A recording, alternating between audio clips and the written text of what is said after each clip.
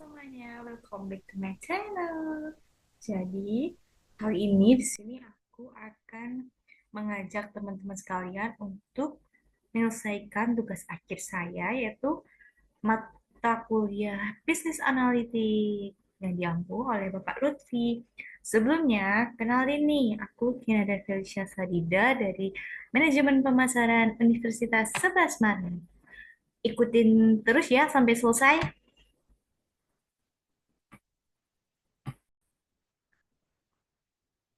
Oke, untuk yang pertama kita di sini akan menyelesaikan linear regression. Kita share screen dulu. Ya, terus sudah muncul gambarnya. Bagaimana kita harus menyelesaikannya. Untuk yang pertama, kita masukkan di rumus. Ini, Linus. Kemudian kita blok untuk skor dari atas sampai bawah. Kemudian kita titik titik koma untuk durasi sama dari atas sampai bawah. Kemudian jika sudah, kita titik koma lagi, kita berikan true. Kita tuliskan true dan false. Nah, jika sudah kita enter. Oke, karena ini kita di sini belum muncul, cara memunculkannya yaitu kita membuat chart lewat blokir lewat blok dari durasi dan skor. Dan kita insert, kita pilih yang scatter. Nah, di sini ada titik-titik ini kita klik kanan, pilih display equation on chart. Nah, ini adalah untuk hasil outputnya. Nah, kita besarkan di. Nah, jadi kita ketikkan secara manual yaitu mana ya? Oke, kita tuliskan manual saja di sini 67,162. Oke, kita langsung saja masukkan di sini. Kan dan interceptnya nih agak nol ya. Jika sudah kita memasukkan rumus skor. Nah, apa tuh rumusnya? Sama dengan kita klik hasil coefficient of slope, kemudian kita kunci. Kita kunci pakai Fn F4. Kemudian kita kalikan dengan durasi yang mau kita cari, sini 7. Kemudian kita tambahkan dari coefficient of intercept. Nih, sama kita kunci juga. Nah, setelah itu sudah kita enter. Nah, di sini langsung saja kita tarik ke bawah dan kita hilangkan komanya. Nah, ini untuk file yang pertama sudah selesai. Oke, selanjutnya kita di sini akan mengerjakan linear regression hypothesis testing. Nah, oke, di sini belum muncul gambarnya. Ya, di sini sudah muncul gambarnya. Langsung saja kita masuk ke data, kemudian kita analyze, dan kita pilih yang regression. Nah, kemudian kita input range. Nah, ini Y, kita masukkan yang keputusan pembelian. Dan X kita dari iklan radio sampai iklan koran. Semuanya. Kita centang bikin label. Oke, kemudian ini sudah ada outputnya. Sudah keluar. Akan. Rapikan.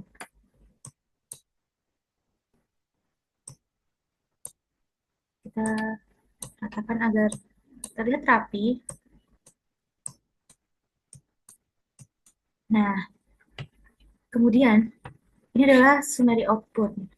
Oke, jadi di sini kita blokkan dulu untuk R square agar terlihat beda. Dan untuk signifikan kita juga kita berikan warna agar berbeda dengan yang lain agar mencolok. Jadi di sini ada R square sebesar 0,570 sekian. Jadi variabel Y itu dipengaruhi oleh X1, X2, dan X3. X3. Nah, sedangkan sisanya yaitu sebesar 43% dipengaruhi oleh variabel lainnya di luar penelitian ini. Untuk signifikan, jadi signifikan F itu sebesar 0,04636 sekian, yang bagaimana X itu memiliki pengaruh, yang bagaimana itu lebih kecil dari 0,05, yang artinya ketika variabel X, yaitu iklan radio, digital marketing, dan iklan koran, memiliki pengaruh yang signifikan terhadap variabel Y, keputusan pembelian. Oke, jadi untuk iklan radio itu memiliki koefisien sebesar 0,19 sekian dan p-value sebesar 0,641, yang dimana lebih besar dari 0,05, yang artinya variabel X1 memiliki pengaruh positif namun tidak signifikan. Untuk yang kedua yaitu digital marketing atau X2 memiliki koefisien sebesar 26,87 sekian dan p-value-nya sekitar 0,007 sekian, yang dimana lebih besar daripada 0, lebih kecil dari 0,05, yang artinya memiliki pengaruh positif dan signifikan.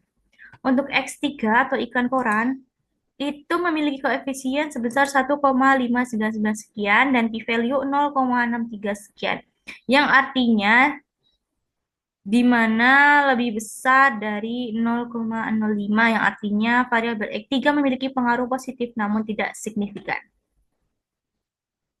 Jadi kita akan lanjut ke Oke, untuk yang ketiga kita di sini akan menyelesaikan data logistik binary. Oke, kita share screen dulu. Oke, di sini belum muncul ya. Nah, udah muncul. Di sini ada ads dan subscribe. Langsung saja kita copy untuk umur dan subscribe-nya. Kita CTRL-C.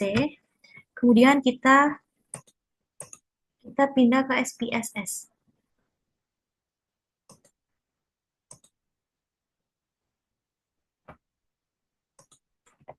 Nah, udah muncul ya nih di SPSS. Langsung saja kita CTRL-V. Udah loading dulu bentar. Bentar ya. Oke, kita coba ulang dulu bentar.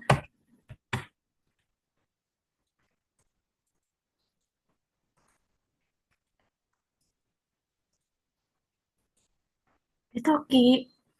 Oh, belum.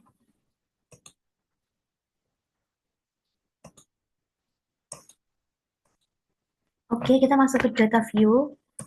Kemudian kita paste. Nah, udah muncul. Kita langsung ke variable view. Nah, di pertama kita ganti age atau umur, subscribe. Subscribe. Kemudian untuk bagian values, kita pencetkan ini. Nah, untuk value kita 0. Kemudian kita dengan label atau keterangan no subscribe. Kemudian kita add dan gitu ya tadi. 0 saja. Nah, kita ulangin ya. Untuk value 0 dan labelnya no subscribe. Kemudian kita add. Kemudian value 1 dan subscribe. Kita add. Kemudian kita oke. Kemudian untuk scale-nya yang ini apa sih, measure, kita kemudian scale. Kemudian untuk yang subscribe kita ganti nominal. Kemudian kita balik ke data view, kita klik analyze, kemudian regression, kemudian kita cari yang binary logistik. Untuk dependent kita di sini masukkan yang subscribe, dan yang independent itu kita masukkan yang add. Kemudian untuk yang save kita centang predicted value semuanya, kemudian continue. Untuk option, kita centang semuanya. Nah, jika sudah kita oke. Oke. Kita tunggu dulu, sedang proses. Nah, di sini outputnya sudah selesai, sudah muncul ya. Kita coba scroll dulu.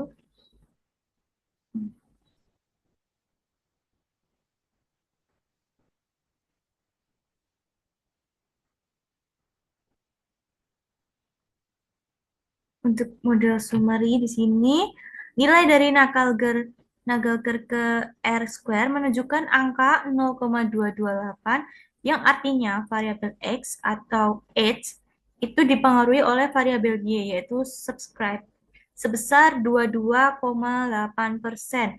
Sedangkan sisanya itu dipengaruhi oleh variabel lainnya. Dan untuk Hosmer ini untuk H0 itu adalah data yang digunakan fit dengan metode.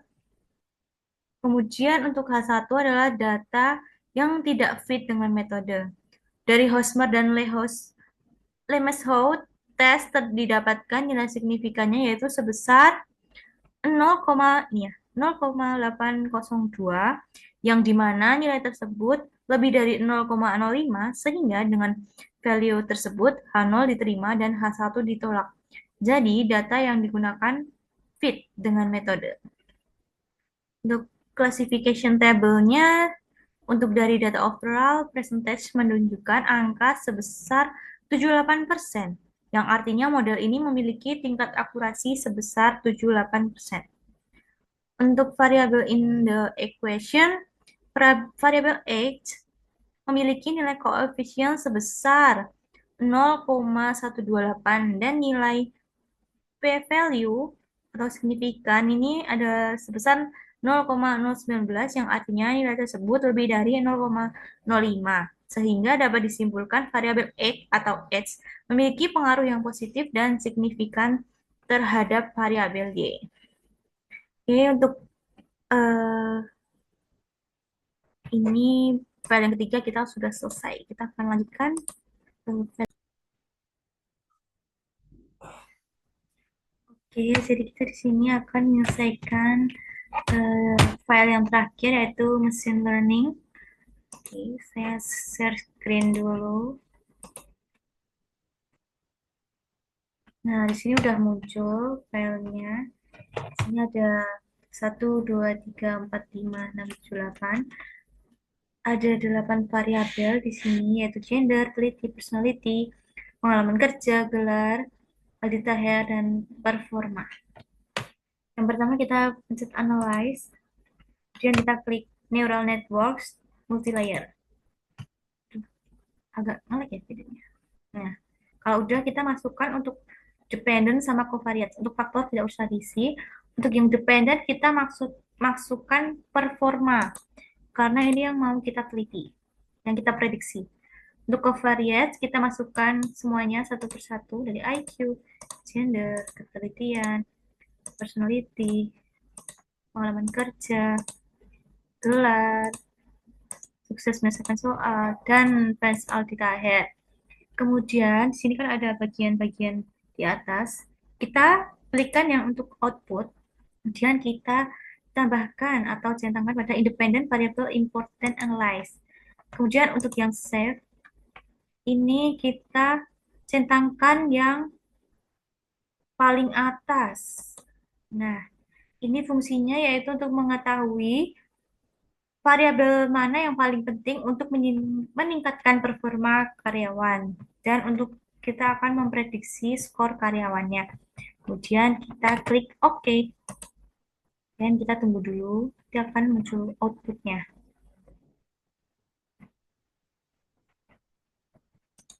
Nah, ini masih proses. Di sini masih proses. Gambarnya agak melek, maaf ya, teman-teman. Kemudian kita langsung saja Ini udah keluar outputnya. Langsung saja di sini untuk case processing summary itu ada training dan testing yang dimana 70% data itu untuk training dan 30%-nya itu untuk testing. Dan jumlah data aktualnya itu ada 100 data yang valid. Oke, untuk eh, ini ada 8 variabelnya tadi. Dan di sini ada layer. Di sini ada 3 layer, nih, 1, 2, dan 3. Dan ini adalah hidden apa ya? Hidden layer ya. Yang paling kanan itu adalah hidden layer. Kemudian untuk model summary-nya kita bisa lihat di sini. Untuk tahapan training dan testing itu kita akan lihat persen incorrect prediction-nya, yaitu berapa persen kesalahan pada prediksinya. Di sini ada 34 dan 53, yang dimana prediksi itu biasanya di bawah 30% itu berjalan baik. Jadi ini belum berjalan dengan baik, karena masih di atas 30%. Oke. Untuk independent variable importance-nya, ini semakin besar value semakin penting, yaitu tingkat kepentingannya itu di atas 0,2. Jadi di sini yang di atas 0,2 ada IQ dan pengalaman kerja, yang lainnya belum memenuhi, belum berjalan dengan baik. Oke, jadi ini udah ada urutannya. Yang pertama IQ, pengalaman kerja, teliti, personality, dan diikuti variabel lainnya. Oke, kita kembali ke data view. Oke, kita kembali ke sini, ke awal. Kemudian kita akan memperbaiki data yang tidak pas dengan kita membuang variabel yang tidak penting. Jadi data yang baik adalah data yang di atas 0,2, sedangkan yang di atas 0,2 itu cuma ada 2 variabel, yaitu pengalaman kerja dan IQ. Jadi kita di sini akan membuang variabel-variabel dan yang tidak penting. Nah, jadi gimana caranya? Yang pertama kita klik analyze, kemudian neural networks, multilayer, kemudian kita klik yang variabel. Nah, di sini muncul prediksi value. Oke, kita tadi keluarkan yang tidak penting atau yang di bawah 0,2. Kita keluarkan semuanya. Nah, jadi tinggal pengalaman kerja dengan IQ. Langsung saja kita oke kan yang baru. Nah, masih loading ya. Masih ini masih processing. Oke, di sini udah keluar. Ya, udah tinggal 2 ini. Jadi kita lihat dulu untuk model summary-nya. Nah, untuk model sumbernya sudah bagus, untuk persen incorrect prediction-nya yaitu di bawah 30%, sudah bagus sudah berjalan dengan lancar, dengan baik maksudnya, maaf. Jadi semakin tinggi IQ, itu diprediksi memiliki performa yang semakin tinggi. Begitu juga sebaliknya. Kemudian kita akan kembali ke data yang awal. Di sini kita akan melihat siapa yang harus direkrut, siapa yang karyawan yang baik. Misalnya kita akan merekrut 2 karyawan. Nah, gimana caranya? Jadi di sini udah muncul prediksi yang baru, di mana di sini ada beberapa data yang sudah dibenarkan.